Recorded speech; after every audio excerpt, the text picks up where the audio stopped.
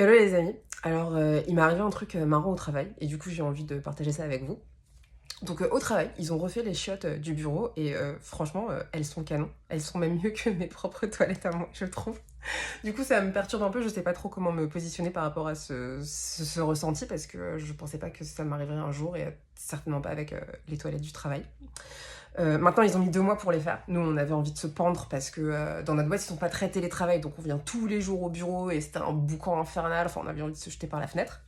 Et en plus, maintenant que c'est terminé, on les voit revenir de temps en temps pour faire des trucs et ça fait du bruit. Enfin, on a vraiment l'impression que c'est un peu comme un mec et une meuf qui essaient de casser et en fait, ils arrivent pas, ils se revoient, ils ressortent ensemble, ils recassent, ils machin. Enfin, très lourd.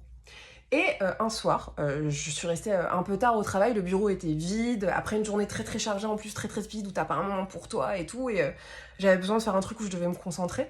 Et là, quand je pense avoir enfin du calme, j'entends un bruit en mode mur qui se fait péter, enfin genre en mode salut, on va construire des nouvelles toilettes en fait. Et donc vénère, je me lève, grosse fatigue, j'arrive dans les toilettes, et là je vois un ouvrier et je lui dis Hi, mata etam sayamayom. Donc salut, à quelle heure tu finis aujourd'hui?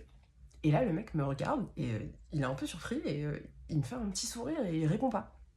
Et moi je me dis mais il est con ou il est con? Je lui dis salut, à quelle heure tu dégages en fait quoi? Et en fait je réalise que la phrase peut aussi être interprétée en mode salut, est-ce que t'as envie qu'on aille faire un truc après le travail quoi?